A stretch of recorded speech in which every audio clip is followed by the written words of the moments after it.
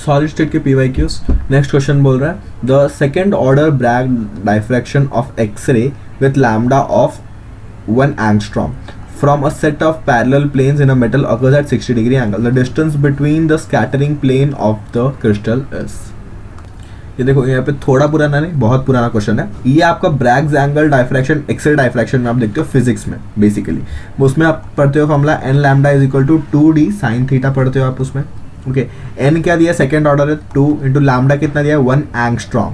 Okay, is equal to 2, distance between the plane पूछा है और साइन 60 आना चाहिए। साइन 60 इज √3/2, ये 2 से 2 कैंसिल, तो डी वुड बी आपका 2/√3 और एंगस्ट्रॉम हो जाएगा। यहाँ पे 2/√3 मतलब 2.1.73 एंगस्ट्रॉम।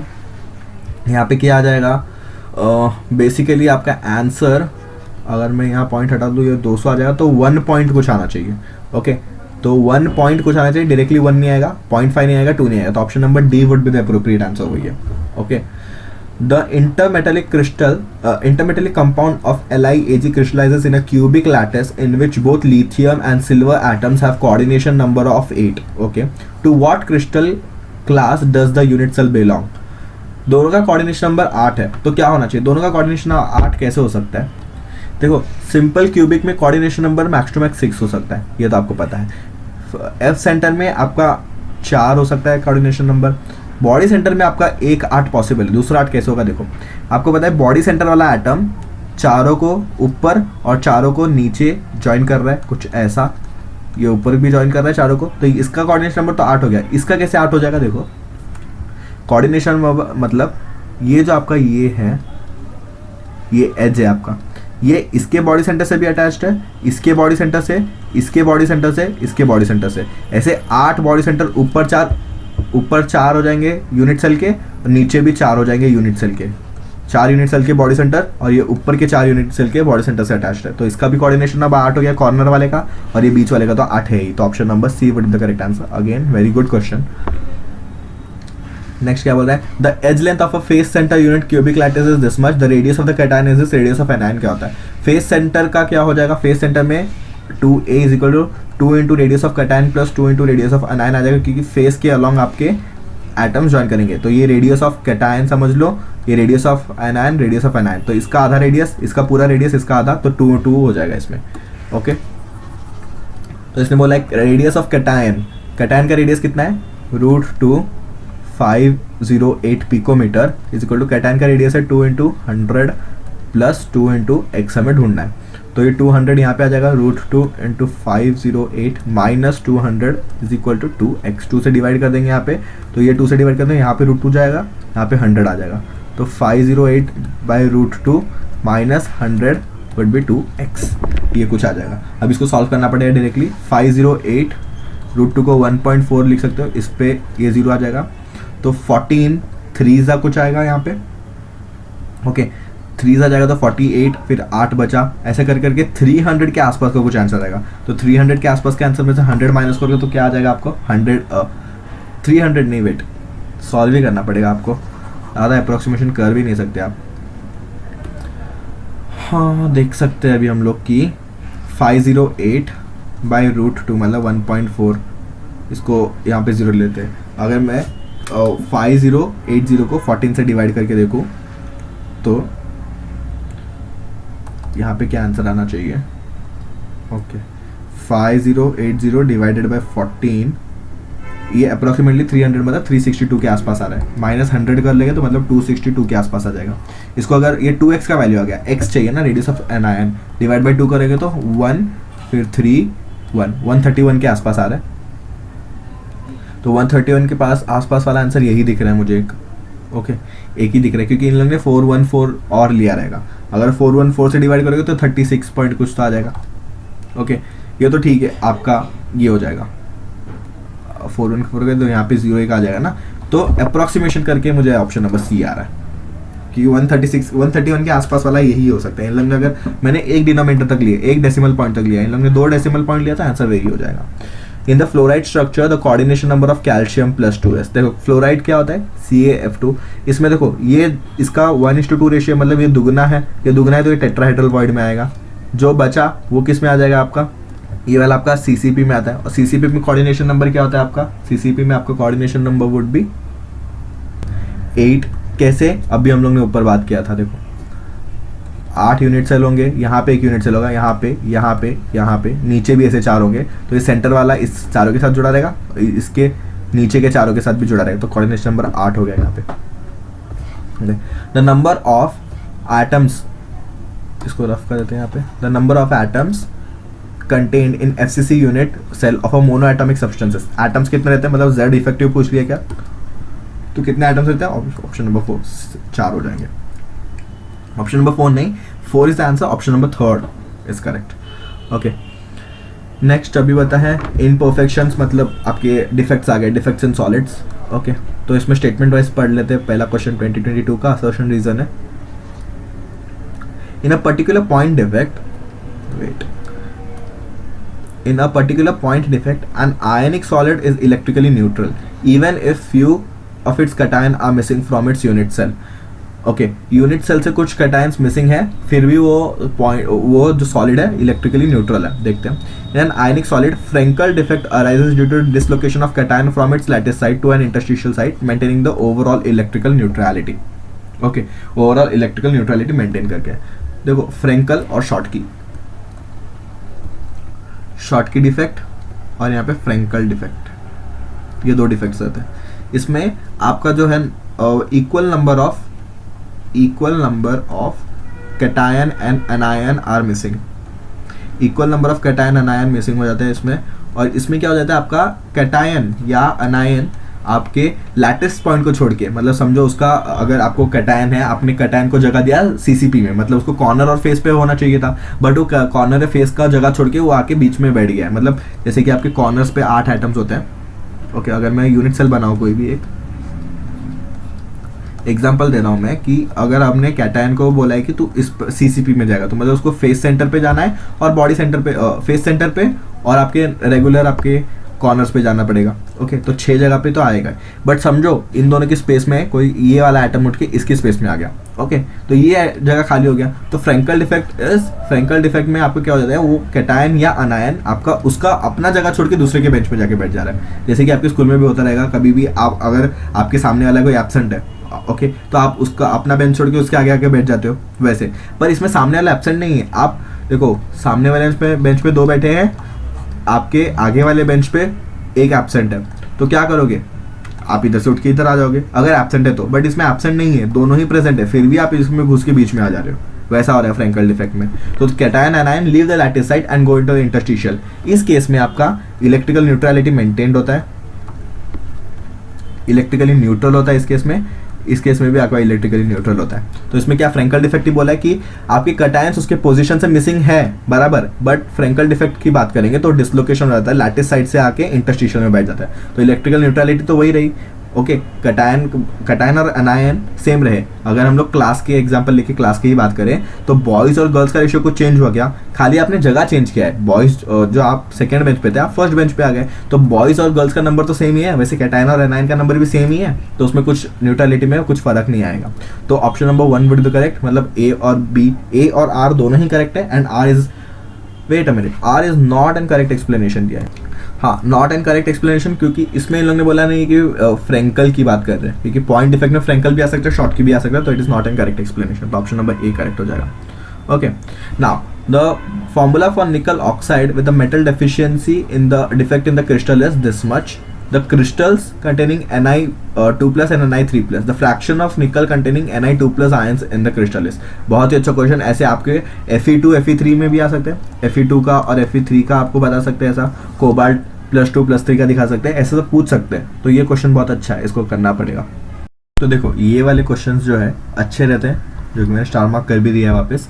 देखो अच्छे क्वेश्चन रहते हैं और ये सॉल्व होते हैं on the basis of charge के ऊपर। देखो ये पूरा कंपाउंड जो आपको दिख रहा है Ni, ये स्टोइकोमेट्रिक कंपाउंड नहीं है। Ni और रहता तो स्टोइकोमेट्री 1:1 रहता था, बट ये नॉन स्टोइकोमेट्रिक कंपाउंड है, 0.98 दिया है यहाँ पे, Ni 0.98 और 0। ओके, यहाँ पे ये Ni में 2 मिक्सचर्स है, Ni+2 भी एक है और Ni+3 एक है, 2 एटम्स मिक्सड है इसमें। ओके, क्यों ऐसा रहता है, देखो अगर समझो ये Ni+2 का है, तो Ni+2 वाला कंपाउंड है O2 2O2 नेगेटिव वाला, तो आपस में एक एक चाहिए रहेगा, तो लैटिस साइड 1:1 रहेगा, तभी तो चार्ज नेट चार्ज इक्वल आएगा। ओके, इसका एक एटम तभी चार्ज आएगा नेट इक्वल 0। अभी समझो हमने 10 Ni+2 आयंस है और 10 O2 माइनस आयंस है, तो चार्ज 0 है। अभी हम लोग क्या करते हैं ना, इसमें से 3 Ni2+ निकाल देते हैं। ओके, तो 3 Ni2+ निकालते तो 7 Ni+ रहा, Ni2+ रहा। ओके, 7 Ni2+ रहा, और अभी क्या करते हैं 2 Ni3+ डाल देते हैं, तो अभी भी चार्ज इक्वल है क्या आपका, देखो यहाँ पे ये हो गया +6, ये हो जाएगा आपका +14।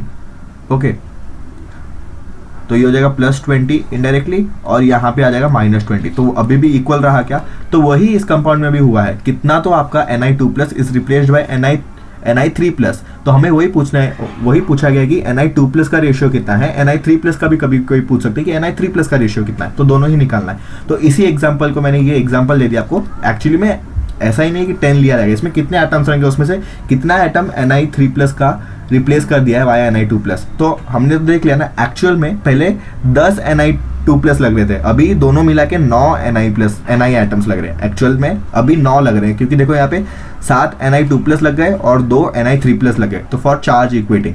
ओके, तो हमारा ये जो कंपाउंड है ये भी न्यूट्रल ही है, तो हम लोग अज्यूम करते हैं कि Ni2+ वाला जो कंपाउंड है वो X है, X अमाउंट में है, और Ni3+ वाला क्या रहेगा, टोटल Ni कितना है 0.98, तो 0.98 - X, क्योंकि टोटल तो Ni+2 और Ni+3 दोनों मिला के आपका आना चाहिए 0.98, तो इनमें Ni2+ हो गया X, तो ये हो जाएगा 0.98 - X। ओके, तो X इंटू हम लोग ने कैसे किया, ये चार्ज नंबर इंटू इसका चार्ज, तो X इंटू इसका चार्ज +2 प्लस 0.98 इसका नंबर, 0.98 - X इसका नंबर, प्लस इसका charge +3 should be equal to 0। ये सब मिला के आपका 0 होना चाहिए, और आपका इसका ऑक्सीजन का भी चार्ज लेना चाहिए। इक्वल टू 0 नहीं, इक्वल टू ऑक्सीजन का चार्ज। ऑक्सीजन कितना है, एक ही एटम है ऑक्सीजन का, तो एक ऑक्सीजन एटम पे कितना चार्ज है, -2। ओके, तो इसको सॉल्व करते हैं, यहाँ पे आ जाएगा 2x प्लस, पहले 3 को इसमें मल्टीप्लाई कर दो, तो 98 × 3 करेंगे, 8 3 = 24, 9 3 हो जाएगा 27 + 2 29, और 2 पॉइंट आएगा तो 2.94, ये इधर जाएगा तो -3x हो जाएगा, इज इक्वल टू -2 होना चाहिए। ओके, मतलब ऑक्सीजन का नेट चार्ज तो 2 ले लेते हैं मॉड में।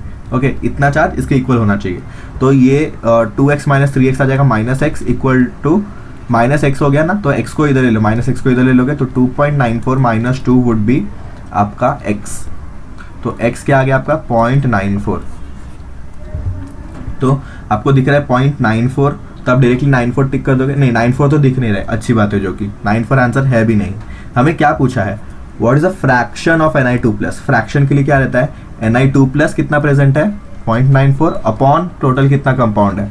ओके, यही तो फ्रैक्शन है, इसको अगर 100 से मल्टीप्लाई करते हो तो परसेंटेज ऑफ Ni2+ आ जाएगा, 0.94 अपॉन टोटल 0.98 में से 0.94 तो आपका यही है।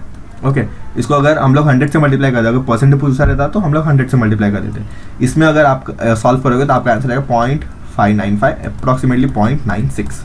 ओके, मतलब देखो ये तो 1 से छोटा ही है ना, अगर ये 98 रहता तो 1 ज़्यादा, तो थोड़ा 9 से मतलब 1 से थोड़ा सा छोटा आएगा, तो 1 से थोड़ा सा छोटा, ऑप्शन नंबर बी ही दिख रहा है, तो answer would be option number B.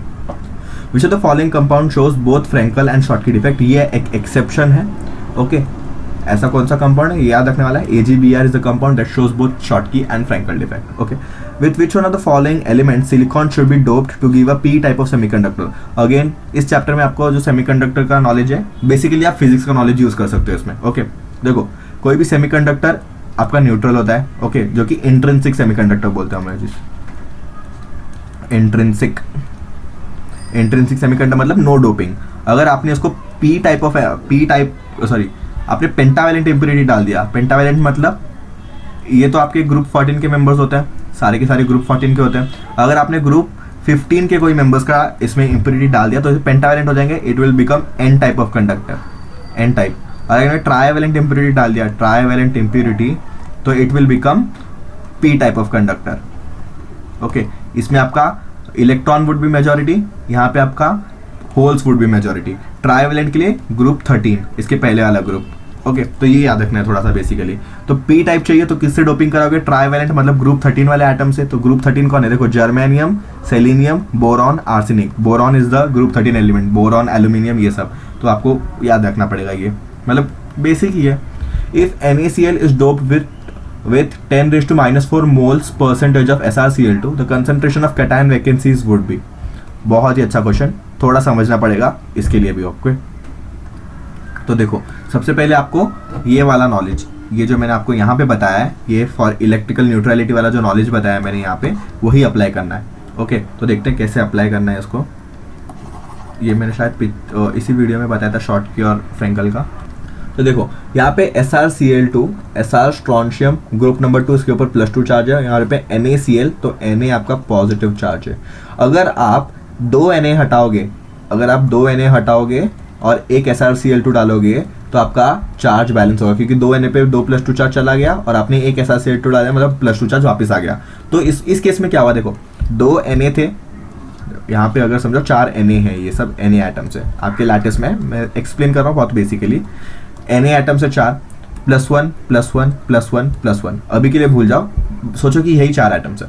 अभी आपको SrCl2 डालना है इसमें, तो आप क्या करोगे, चार्ज मेंटेन करना है। पहले +4 था, लास्ट में भी +4 आना चाहिए, तो +4 के लिए क्या करोगे, इसमें से 2 Na एटम्स हटा दोगे, उसकी जगह पे एक SrCl2 डाल दोगे। आप एक Sr+2 डाल दोगे। ओके तो यहाँ पे देखो फाइनल में भी +2 +1 +1 और ये +2, टोटल +4 ही आ गया क्या फाइनल में भी, तो चार्ज न्यूट्रलिटी मेंटेन रही। बट यहाँ पे जो एक Na एटम था वो वेकेंट हो गया, मतलब ये वेकेंट स्पेस रहेगा। इस वेकेंट स्पेस को हम लोग बोलते हैं F सेंटर। ओके तो उसने यही पूछा है कि कंसंट्रेशन ऑफ द वैकेंसीज, वही पूछा है हमें। तो देखो जितना SrCl2 डाला उतना ही वैकेंसी बना गया, 1:1 ही बना गया। ये हमेशा ट्रू रहेगा, जितना आपका SrCl2 है, जितना आपका परसेंटेज ऑफ SrCl2 डोप्ड, उतना ही वैकेंसी रहेगा। तो concentration of SrCl2 is equal to the concentration of आपका वैकेंसी, ये आपको ध्यान में रखना है और कुछ नहीं। ओके इसी को बताने के लिए मैंने ये आपको बताया, ये डायग्राम आपको बताया। तो इसमें क्या दिया, कंसंट्रेशन ऑफ SrCl2 कितना दिया, 0.4% दिया, तो डिवाइड बाय 100 और ये मोल्स। ओके फिर इसको ये जाएगा तो 10⁻⁻6 मोल। ओके और एक मोल में कितने एटम्स होते हैं, 10⁻⁻6 × 6 × 10⁻23, ये इससे जाएगा 6 × 10⁻17, मतलब 6.2 × 10⁻17। Option number B would be the correct answer. Okay next question क्या है, the appearance of colour in the solid alkali metal halides is generally due to, किसकी वजह से होता है, ये अगेन आपको याद रखना है, ड्यू टू F सेंटर्स, जैसे कि मैंने बोल भी दिया है। देखो ये आपका अल्कली हलाइड ही तो था, अल्कली हलाइड था और ये F सेंटर है, उसकी वजह से आपको कलर देखने मिलता है। ओके क्योंकि इसकी वजह से आपका इलेक्ट्रॉन्स, मतलब आपके ये एक्साइट होके इधर जा सकते हैं। Schottky defect in crystal is observed when an ion leaves its normal site and occupies interstitial, it is a Frenkel defect। ये जो आपका फर्स्ट स्टेटमेंट है, it is a Frenkel defect। Unequal number of cation and anion are missing from lattice, नहीं, equal number of cation and anion are missing from lattice, Schottky defect, क्योंकि ये electrically neutral रहता है। तो option number D would be the correct answer. When electrons are trapped into the crystal in anion vacancy, the defect is known as। उससे पहले मैं इस statement को थोड़ा जस्टिफाई करना चाहूंगा इस क्वेश्चन में जाने से पहले। Density of the crystal is increased बोला है, बट इस केस में density of crystal is decreased. कैसे, देखो आपका वॉल्यूम, डेंसिटी क्या होता है, मास अपॉन वॉल्यूम। आपका वॉल्यूम तो सेम ही है, ओके वॉल्यूम सेम है क्योंकि लैटिस स्ट्रक्चर सेम है। देखो जैसे कि ये लैटिस है आपका, ये अगर आप लैटिस बनाओगे ऐसा कुछ, तो लैटिस तो उतना ही है, बट इसमें से जितने 8 होने चाहिए थे, समझो यहाँ से 2 गायब हो गए, तो वॉल्यूम सेम है। एज लेंथ कुछ डिफर हुआ क्या, एज लेंथ तो उतना ही है, बट आपका मास कम हो गया, तो density is decrease in this case. Okay density decrease हो जाता है, तो ऑप्शन नंबर ये भी नहीं आएगा। और electron trapped in the crystal of anion vacancies F centres, इसका आंसर डी है। नेक्स्ट क्वेश्चन क्या है, अनडोपिंग जर्मेनियम मेटल, मतलब जो ग्रुप 14 का है, उसको डोप कर रहे हैं विद इंडियम या gallium which is group 13। Okay तो we get a P type of conductor. अभी इसमें ही बताया था मैंने, तो option number A would be the correct answer. तो यहाँ पे हमारे सॉलिड स्टेट के सारे P वैक्यूज खत्म होते हैं।